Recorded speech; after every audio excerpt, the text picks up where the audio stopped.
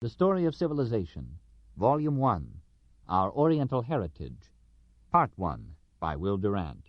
Continued, Cassette 9, Side 1. Who now were those Phoenicians who have so often been spoken of in these pages, whose ships sailed every sea, whose merchants bargained in every port?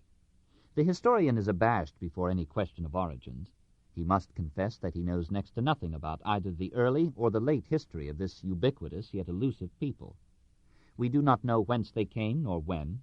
We are not certain that they were Semites, and as to the date of their arrival on the Mediterranean coast, we cannot contradict the statement of the scholars of Tyre, who told Herodotus that their ancestors had come from the Persian Gulf and had founded the city in what we should call the 28th century before Christ. Even their name is problematical. The phoenix, from which the Greeks coined it, may mean the red dye that Tyrian merchants sold, or a palm tree that flourishes along the Phoenician coast.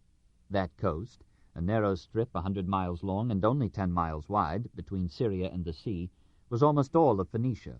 The people never thought it worthwhile to settle in the Lebanon hills behind them, or to bring these ranges under their rule. They were content that this beneficent barrier should protect them from the more warlike nations, whose goods they carried out into all the lanes of the sea. Those mountains compelled them to live on the water. From the 6th Egyptian dynasty onward, they were the busiest merchants of the ancient world, and when they liberated themselves from Egypt, circa 1200 B.C., they became masters of the Mediterranean. They themselves manufactured various forms and objects of glass and metal. They made enameled vases, weapons, ornaments, and jewelry.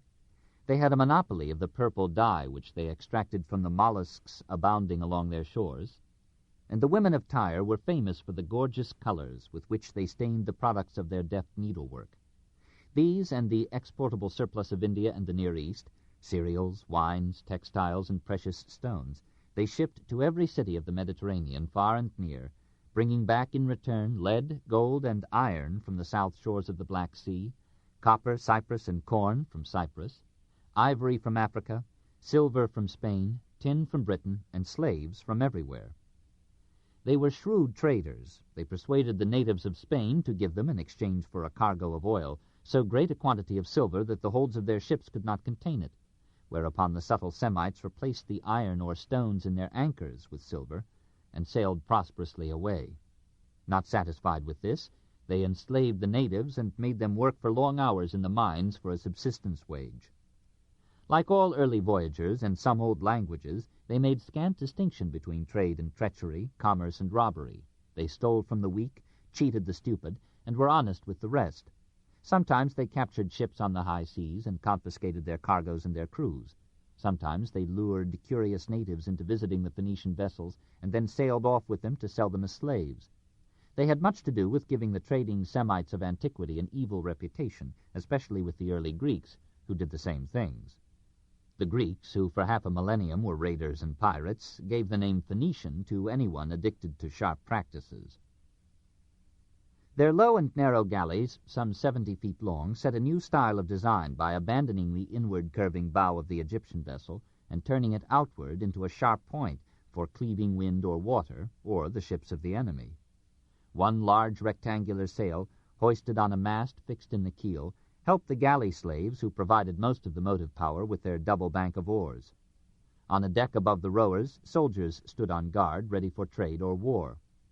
These frail ships, having no compasses and drawing hardly 5 feet of water, kept cautiously near the shore, and for a long time dared not move during the night. Gradually, the art of navigation developed to the point where the Phoenician pilots, guiding themselves by the North Star, or the Phoenician Star, as the Greeks called it, adventured into the oceans, and at last circumnavigated Africa, sailing down the east coast first, and discovering the Cape of Good Hope some 2,000 years before Vasco da Gama. When autumn came, says Herodotus, they went ashore, sowed the land, and waited for harvest. Then, having reaped the corn, they put to sea again. When 2 years had thus passed, in the third, having doubled the Pillars of Hercules, Gibraltar, they arrived in Egypt. What an adventure! At strategic points along the Mediterranean, they established garrisons that grew in time into populous colonies or cities. At Cadiz, Carthage, and Marseille, in Malta, Sicily, Sardinia, and Corsica, even in distant England. They occupied Cyprus, Melos, and Rhodes. They took the arts and sciences of Egypt, Crete, and the Near East and spread them in Greece, Africa, Italy, and Spain. They bound together the East and the West in a commercial and cultural web and began to redeem Europe from barbarism. Nourished by this trade and skillfully governed by mercantile aristocracies too clever in diplomacy and finance to waste their fortunes in war, the cities of Phoenicia rose to a place among the richest and most powerful in the world. Byblos thought itself the oldest of all cities. The god El had founded it at the beginning of time, and to the end of its history it remained the religious capital of Phoenicia. Because papyrus was one of the principal articles in its trade, the Greeks took the name of the city as their word for book, Byblos, and from their word for books named our Bible, ta Biblia. Some 50 miles to the south, also on the coast, lay Sidon. Originally a fortress, it grew rapidly into a village, a town, a prosperous city. It contributed the best ships to Xerxes' fleet, and when later the Persians besieged and captured it, its proud leaders deliberately burned it to the ground, 40,000 inhabitants perishing in the conflagration. It was already rebuilt and flourishing when Alexander came, and some of its enterprising merchants followed his army to India for trafficking.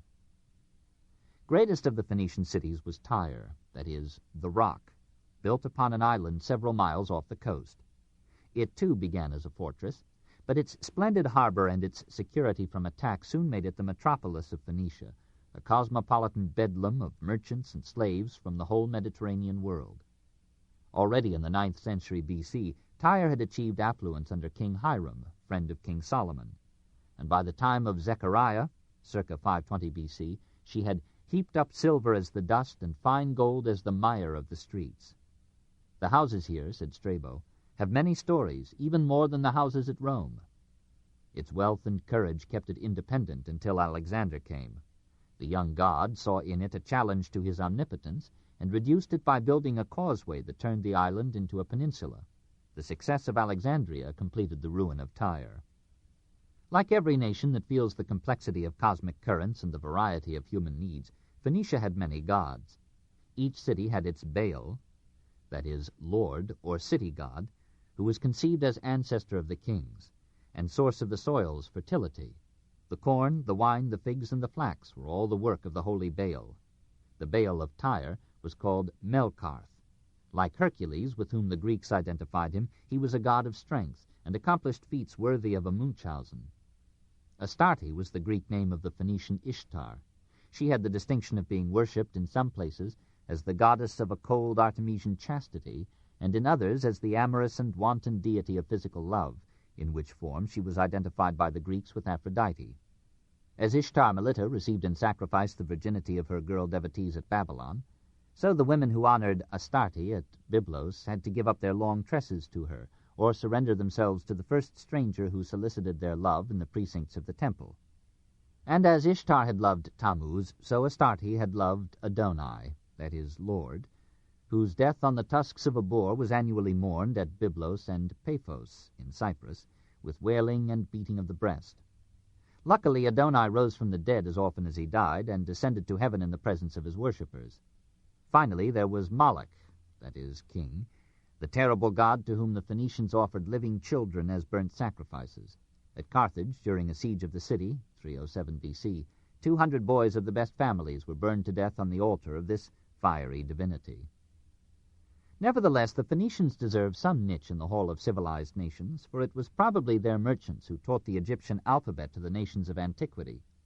Not the ecstasies of literature, but the needs of commerce brought unity to the peoples of the Mediterranean. Nothing could better illustrate a certain generative relation between commerce and culture. We do not know that the Phoenicians introduced this alphabet into Greece, though Greek tradition unanimously affirms it. It is possible that Crete gave the alphabet to both the Phoenicians and the Greeks. But it is more probable that the Phoenicians took letters where they took papyrus. About 1100 B.C. we find them importing papyrus from Egypt. For a nation that kept and carried many accounts, it was an inestimable convenience compared with the heavy clay tablets of Mesopotamia. And the Egyptian alphabet was likewise an immense improvement upon the clumsy syllabaries of the Near East. About 960 B.C., King Hiram of Tyre dedicated to one of his gods a bronze cup engraved with an alphabetic inscription. And about 840 B.C., King Mesha of Moab announced his glory, on a stone now in the Louvre, in a Semitic dialect written from right to left in letters corresponding to those of the Phoenician alphabet. The Greeks reversed the facing of some of the letters because they wrote from left to right, but essentially their alphabet was that which the Phoenicians had taught them, and which they were in turn to teach to Europe. These strange symbols are the most precious portion of our cultural heritage. The oldest examples of alphabetic writing known to us, however, appear not in Phoenicia but in Sinai. At Serabat el-Kadim, a little hamlet covering a site where anciently the Egyptians mined turquoise, Sir William Flinders Petrie found inscriptions in a strange language dating back to an uncertain age, perhaps as early as 2500 B.C. Though these inscriptions have never been deciphered, it is apparent that they were written not in hieroglyphics nor in syllabic cuneiform, but with an alphabet. At Zapuna, in southern Syria, French archaeologists discovered an entire library of clay tablets, some in hieroglyphic, some in a Semitic alphabetic script. As Zapuna seems to have been permanently destroyed about 1200 B.C., these tablets go back presumably to the 13th century B.C., and suggest to us again how old civilization was in those centuries to which our ignorance ascribes its origins.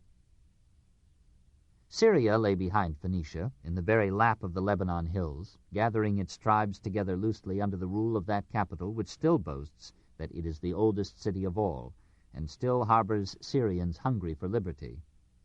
For a time the kings of Damascus dominated a dozen petty nations about them, and successfully resisted the efforts of Assyria to make Syria one of her vassal states. The inhabitants of the city were Semitic merchants, who managed to garner wealth out of the caravan trade that passed through Syria's mountains and plains. Artisans and slaves worked for them, none too happily. We hear of masons organizing great unions, and inscriptions tell of a strike of bakers in Magnesia. Across the centuries, we sense the strife and busyness of an ancient Syrian town. These artisans were skillful in shaping graceful pottery, in carving ivory and wood, in polishing gems, and in weaving stuffs of gay colors for the adornment of their women. Fashions, manners, and morals in Damascus were very much as at Babylon, which was the Paris and Arbiter Elegantiarum of the ancient East. Religious prostitution flourished, for in Syria, as throughout Western Asia, the fertility of the soil was symbolized in a great mother or goddess, whose sexual commerce with her lover gave the hint to all the reproductive processes and energies of nature. And the sacrifice of virginity at the temples was not only an offering to Astarte, but a participation with her in that annual self-abandonment which, it was hoped, would offer an irresistible suggestion to the earth and ensure the increase of plants, animals, and men. About the time of the vernal equinox, the festival of the Syrian Astarte, like that of Cybele in Phrygia, was celebrated at Hierapolis with a fervor bordering upon madness. The noise of flutes and drums mingled with the wailing of the women for Astarte's dead lord, Adonai. Eunuch priests danced wildly and slashed themselves with knives. At last many men, who had come merely as spectators, were overcome with the excitement, threw off their clothing, and emasculated themselves in pledge of lifelong service to the goddess. Then in the dark of the night the priests brought a mystic illumination to the scene, opened the tomb of the young god, and announced triumphantly that Adonai the Lord had risen from the dead. Touching the lips of the worshippers with balm, the priests whispered to them the promise that they too would someday rise from the grave. The other gods of Syria were not less bloodthirsty than Astarte. It is true that the priests recognized a general divinity, embracing all the gods, and called El or Elu, like the Elohim of the Jews. But this calm abstraction was hardly noticed by the people, who gave their worship to the Baal. Usually they identified this city god with the sun, as they identified Astarte with the moon, and on occasions of great moment they offered him their own children in sacrifice, after the manner of the Phoenicians.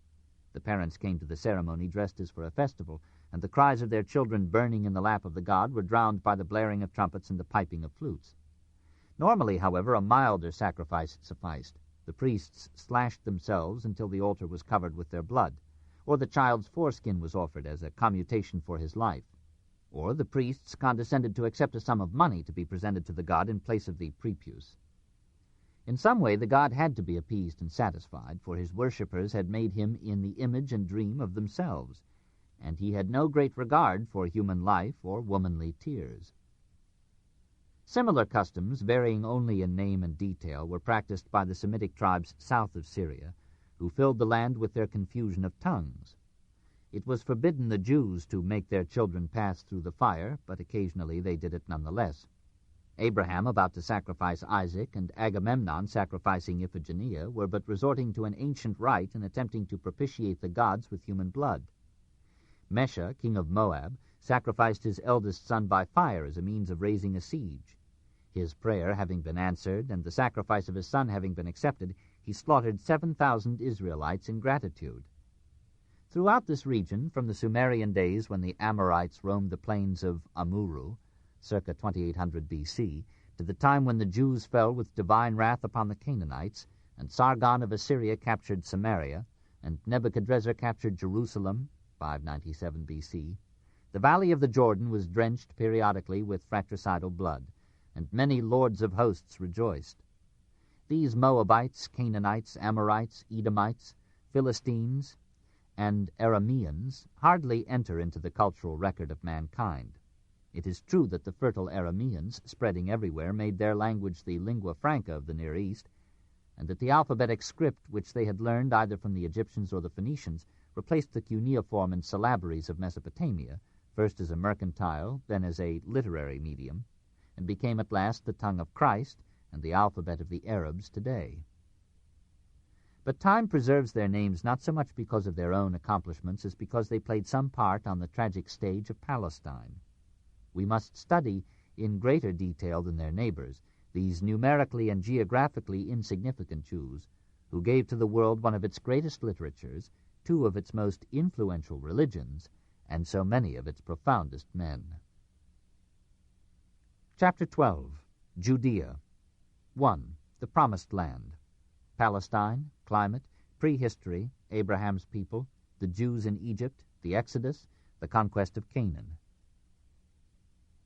A Buckle or a Montesquieu, eager to interpret history through geography, might have taken a handsome leaf out of Palestine. 150 miles from Dan on the north to Beersheba on the south, 25 to 80 miles from the Philistines on the west to the Syrians, Arameans, Ammonites, Moabites, and Edomites on the east. One would not expect so tiny a territory to play a major role in history, or to leave behind it an influence greater than that of Babylonia, Assyria, or Persia, perhaps greater even than that of Egypt or Greece. But it was the fortune and misfortune of Palestine that it lay midway between the capitals of the Nile and those of the Tigris and Euphrates. This circumstance brought trade to Judea, and it brought war. Time and again the harassed Hebrews were compelled to take sides in the struggle of the empires, to pay tribute or be overrun. Behind the Bible, behind the plaintive cries of the psalmists and the prophets for help from the sky, lay this imperiled place of the Jews between the upper and nether millstones of Mesopotamia and Egypt. The climatic history of the land tells us again how precarious a thing civilization is, and how its great enemies, barbarism and desiccation, are always waiting to destroy it. Once Palestine was a land flowing with milk and honey, as many a passage in the Pentateuch describes it. Josephus, in the 1st century after Christ, still speaks of it as moist enough for agriculture and very beautiful. They have abundance of trees and are full of autumn fruits, both wild and cultivated. They are not naturally watered by many rivers, but derive their chief moisture from rain, of which they have no want. In ancient days, the spring rains that fed the land were stored in cisterns or brought back to the surface by a multitude of wells, and distributed over the country by a network of canals. This was the physical basis of Jewish civilization. The soil, so nourished, produced barley, wheat, and corn. The vine throve on it, and trees bore olives, figs, dates, or other fruits on every slope. When war came and devastated these artificially fertile fields, or when some conqueror exiled to distant regions the families that had cared for them, the desert crept in eagerly, and in a few years undid the work of generations. We cannot judge the fruitfulness of ancient Palestine from the barren wastes and timid oases that confronted the brave Jews who in our own time returned to their old home after 18 centuries of exile, dispersion, and suffering. History is older in Palestine than Bishop Ussher supposed. Neanderthal remains have been unearthed near the Sea of Galilee, and 5 Neanderthal skeletons were recently discovered in a cave near Haifa. It appears likely that the Mousterian culture, which flourished in Europe about 40,000 B.C., extended to Palestine. At Jericho, Neolithic floors and hearths have been exhumed that carry back the history of the region down to a Middle Bronze Age, 2000 to 1600 B.C., in which the towns of Palestine and Syria had accumulated such wealth as to invite conquest by Egypt. In the 15th century before Christ, Jericho was a well-walled city, ruled by kings acknowledging the suzerainty of Egypt. The tombs of these kings, excavated by the Garstang expedition, contained hundreds of vases, funerary offerings, and other objects, indicating a settled life at Jericho in the time of the Hyksos domination, and a fairly developed civilization in the days of Hatshepsut and Thutmose III. It becomes apparent that the different dates at which we begin the history of divers peoples are merely the marks of our ignorance. The Tel el Amarna letters carry on the general picture of Palestinian and Syrian life almost to the entrance of the Jews into the valley of the Nile. It is probable, though not certain, that the Habiru spoken of in this correspondence were the Hebrews. The Jews believed that the people of Abraham had come from Ur in Sumeria and had settled in Palestine, circa 22,000 B.C., 1,000 years or more before Moses, and that the conquest of the Canaanites was merely a capture by the Hebrews of the land promised them by their God.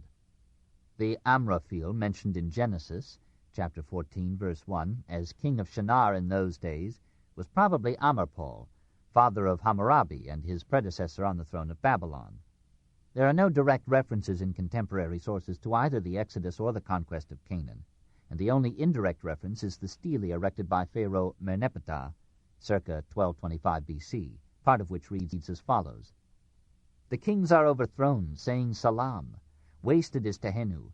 The Hittite land is pacified, plundered is Canaan, with every evil. Israel is desolated, her seed is not.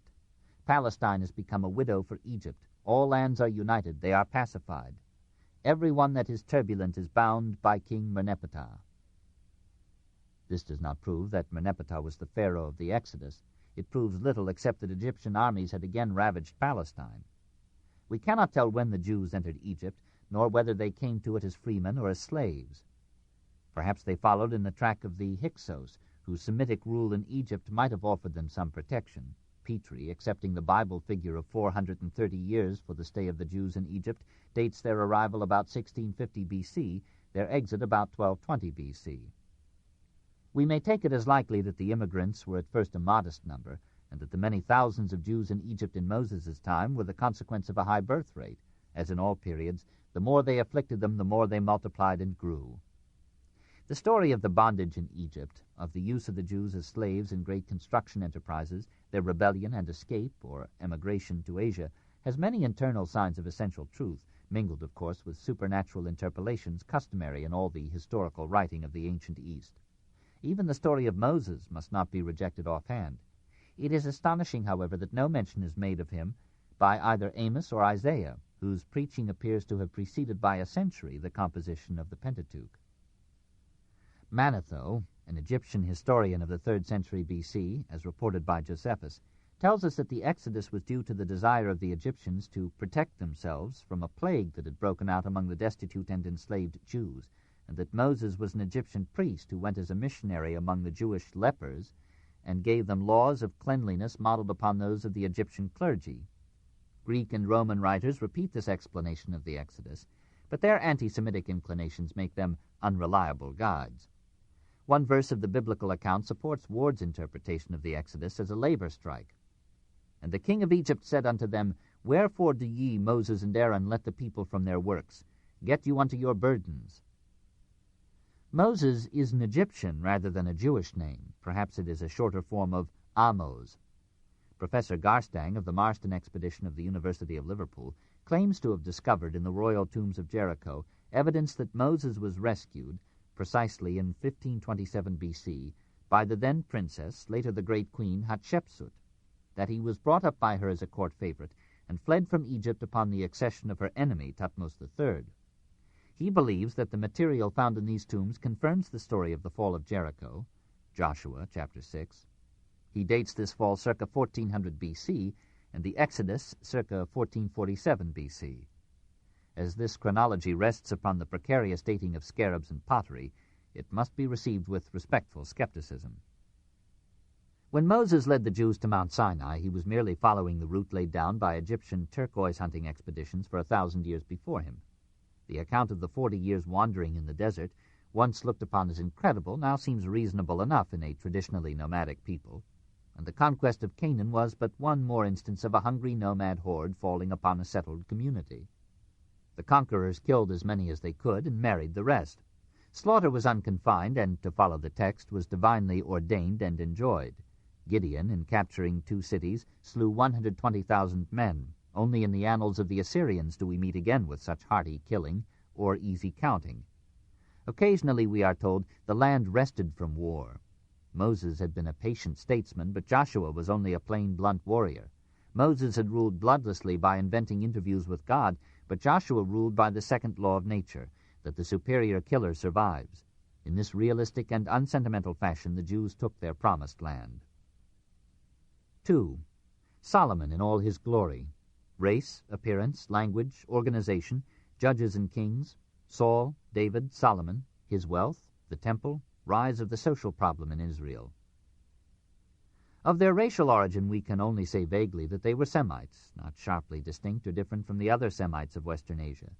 It was their history that made them, not they who made their history.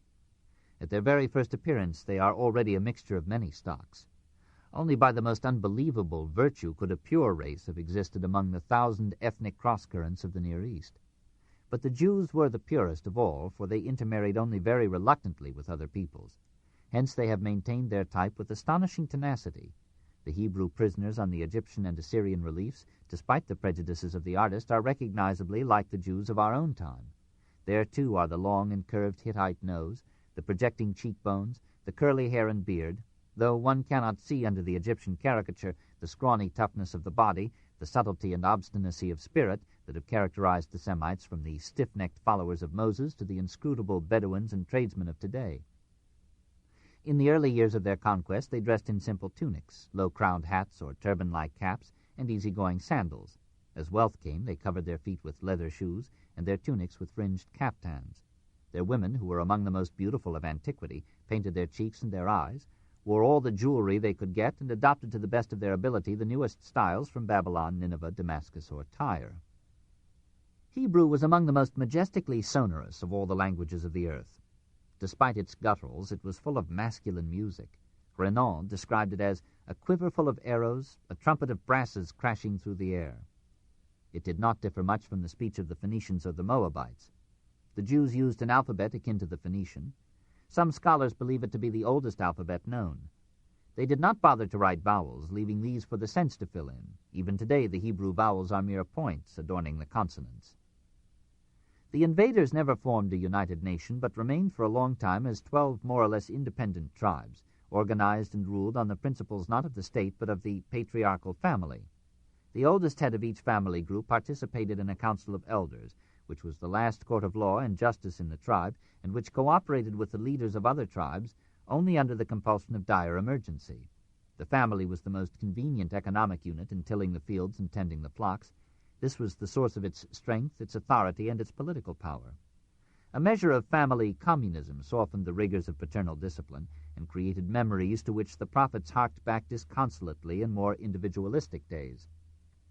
For when, under Solomon, industry came to the towns and made the individual the new economic unit of production, the authority of the family weakened, even as today, and the inherent order of Jewish life decayed. The judges, to whom the tribes occasionally gave a united obedience, were not magistrates, but chieftains or warriors, even when they were priests. In those days there was no king in Israel, but every man did that which was right in his own eyes. This incredibly Jeffersonian condition gave way under the needs of war. The threat of domination by the Philistines brought a temporary unity to the tribes and persuaded them to appoint a king whose authority over them should be continuous. The prophet Samuel warned them against certain disadvantages in rule by one man. And Samuel said, "This will be the manner of the king that shall reign over you. He will take your sons and appoint them for himself, for his chariots, and to be his horsemen. And some shall run before his chariots. And he will appoint them captains over thousands, and captains over 50s, and will set them to ear his ground, and to reap his harvest, and to make his instruments of war and instruments of his chariots. And he will take your daughters to be confectionaries, to be cooks, and to be bakers. And he will take your fields and your vineyards and your olive yards, even the best of them, and give them to his servants. And he will take your men servants and your maid servants, and your goodliest young men and your asses, and put them to his work. He will take the 10th of your sheep, and ye shall be his servants. And ye shall cry out in that day because of your king, which ye shall have chosen you, and the Lord will not hear you in that day. Nevertheless the people refused to obey the voice of Samuel, and they said, Nay, but we shall have a king over us, that we also may be like all the nations, and that our king may judge us, and go out before us and fight our battles.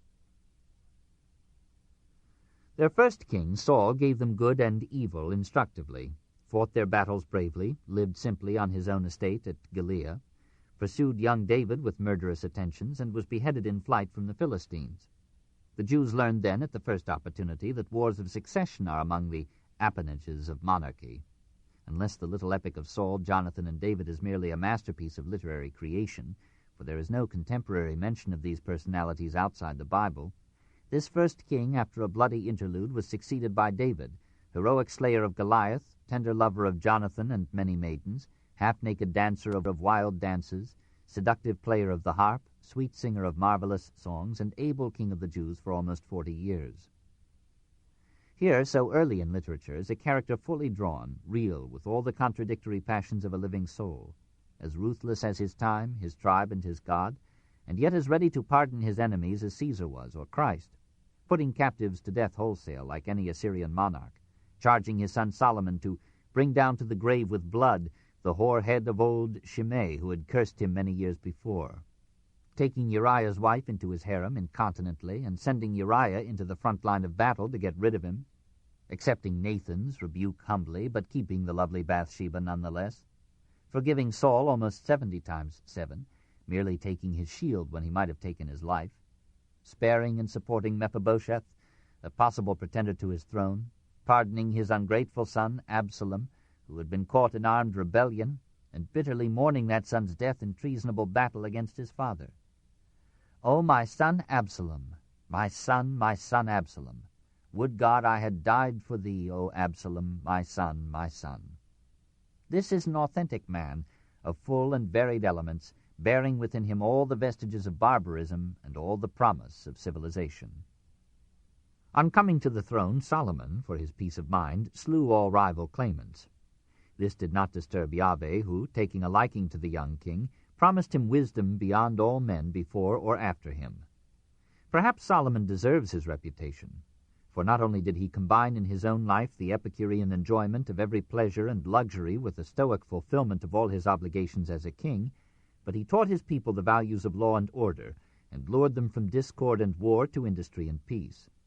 He lived up to his name, for during his long reign Jerusalem, which David had made the capital, took advantage of this unwonted quiet and increased and multiplied its wealth. Originally, the city had been built around a well. Then it had been turned into a fortress because of its exalted position above the plain. Now, though it was not on the main lines of trade, it became one of the busiest markets of the Near East. By maintaining the good relations that David had established with King Hiram of Tyre, Solomon encouraged Phoenician merchants to direct their caravans through Palestine and developed a profitable exchange of agricultural products from Israel for the manufactured articles of Tyre and Sidon. He built a fleet of mercantile vessels on the Red Sea and persuaded Hiram to use this new route instead of Egypt in trading with Arabia and Africa. It was probably in Arabia that Solomon mined the gold and precious stones of Ophir, probably from Arabia that the Queen of Sheba came to seek his friendship, and perhaps his aid. We are told that the weight of gold that came to Solomon in 1 year was 666 talents of gold. And though this could not compare with the revenues of Babylon, Nineveh, or Tyre, it lifted Solomon to a place among the richest potentates of his time. Some of this wealth he used for his private pleasure. He indulged particularly his hobby for collecting concubines, though historians undramatically reduce his 700 wives and 300 concubines to 60 and 80. Perhaps by some of these marriages he wished to strengthen his friendship with Egypt and Phoenicia. Perhaps, like Ramesses II, he was animated with the eugenic passion for transmitting his superior abilities. But most of his revenues went to the strengthening of his government and the beautification of his capital. He repaired the citadel around which the city had been built. He raised forts and stationed garrisons at strategic points of his realm to discourage both invasion and revolt. He divided his kingdom for administrative purposes into 12 districts which deliberately crossed the tribal boundaries. By this plan he hoped to lessen the clannish separatism of the tribes and to weld them into one people. He failed, and Judea failed with him. To finance his government, he organized expeditions to mine precious metals and to import luxuries and strange delicacies. For example, ivory, apes, and peacocks, which could be sold to the growing bourgeoisie at high prices. He levied tolls upon all caravans passing through Palestine. He put a poll tax upon all his subject peoples, requiring contributions from every district except his own, and reserved to the state a monopoly of the trade in yarn, horses, and chariots. Josephus assures us that Solomon made silver as plentiful in Jerusalem as stones in the street. Finally, he resolved to adorn the city with a new temple for Yahweh and a new palace for himself. We gather some sense of the turbulence of Jewish life from the fact that before this time there had been apparently no temple at all in Judea, not even in Jerusalem. The people had sacrificed to Yahweh in local sanctuaries or on crude altars in the hills. Solomon called the more substantial burghers together, announced his plans for a temple, pledged to it great quantities of gold, silver, brass, iron, wood, and precious stones from his own stores, and gently suggested that the temple would welcome contributions from the citizens. If we may believe the chronicler, they pledged for his use 5,000 gold talents, 10,000 silver talents, and as much iron and brass as he might need. And they with whom precious stones were found gave them to the treasure of the house of the Lord. The site chosen was on a hill. The walls of the temple rose, like the Parthenon, continuously from the rocky slopes. The design was in the style that the Phoenicians had adopted from Egypt, with decorative ideas from Assyria and Babylon. The temple was not a church, but a quadrangular enclosure composed of several buildings. The main structure was of modest dimensions, about 124 feet in length, 55 in breadth, and 52 in height, half the length of the Parthenon, a quarter of the length of Chartres. The Hebrews, who came from all Judea to contribute to the temple, and later to worship in it, forgivably looked upon it as one of the wonders of the world. They had not seen the immensely greater temples of Thebes, Babylon, and Nineveh. Before the main structure rose a porch, some 180 feet high, overlaid with gold. Gold was spread lavishly about, if we may credit our sole authority, on the beams of the main ceiling, on the posts, the doors, and the walls, on the candelabra, the lamps, the snuffers, the spoons, the censers, and 100 basins of gold. Precious stones were inlaid here and there, and 2 gold-plated cherubim guarded the Ark of the Covenant. The walls were of great square stones. The ceiling, posts, and doors were of carved cedar and olive wood. Most of the building materials were brought from Phoenicia, and most of the skilled work was done by artisans imported from Sidon and Tyre. The unskilled labor was herded together by a ruthless corvée of 150,000 men after the fashion of the time. So for 7 years the temple rose to provide for 4 centuries a lordly home for Yahweh. Then for 13 years more the artisans and people labored to build a much larger edifice for Solomon and his harem. Merely one wing of it, the house of the forest of Lebanon, was 4 times as large as the temple. The walls of the main building were made of immense stone blocks 15 feet in length and were ornamented with statuary, reliefs, and paintings in the Assyrian style. The palace contained halls for the royal reception of distinguished visitors, apartments for the king, separate quarters for the more important wives, and an arsenal as the final basis of government.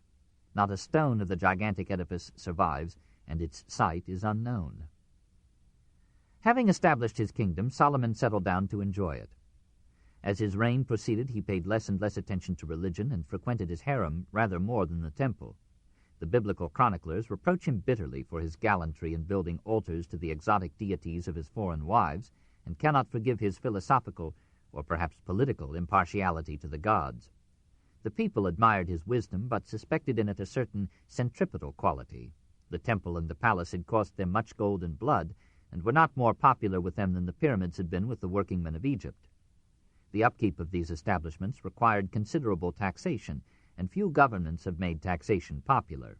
When he died, Israel was exhausted, and a discontented proletariat had been created whose labor found no steady employment, and whose sufferings were to transform the warlike cult of Yahweh into the almost socialistic religion of the prophets. 3. The God of Hosts.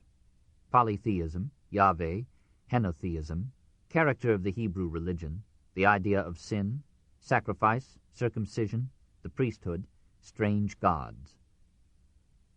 Next to the promulgation of the Book of Law, the building of the temple was the most important event in the epic of the Jews. It not only gave Yahweh a home, but it gave Judea a spiritual center and capital, a vehicle of tradition, a memory to serve as a pillar of fire through centuries of wandering over the earth. And it played its part in lifting the Hebrew religion from a primitive polytheism to a faith intense and intolerant, but nonetheless one of the creative creeds of history. As they first entered the historic scene, the Jews were nomad Bedouins who feared the jinns of the air and worshipped rocks, cattle, sheep, and the spirits of caves and hills. The cult of the bull, the sheep, and the lamb was not neglected. Moses could never quite win his flock from adoration of the golden calf, for the Egyptian worship of the bull was still fresh in their memories, and Yahweh was for a long time symbolized in that ferocious vegetarian. In Exodus, chapter 32, verses 25 to 28, we read how the Jews indulged in a naked dance before the golden calf, and how Moses and the Levites, or priestly class, slew 3,000 of them in punishment of their idolatry. Of serpent worship there are countless traces in early Jewish history, from the serpent images found in the oldest ruins to the brazen serpent made by Moses and worshipped in the temple until the time of Hezekiah, circa 720 B.C. As among so many peoples, the snake seemed sacred to the Jews, partly as a phallic symbol of virility, partly as typifying wisdom, subtlety, and eternity, literally because of its ability to make both ends meet. Baal, symbolized in conical upright stones much like the linga of the Hindus, was venerated by some of the Hebrews as the male principle of reproduction, the husband of the land that he fertilized.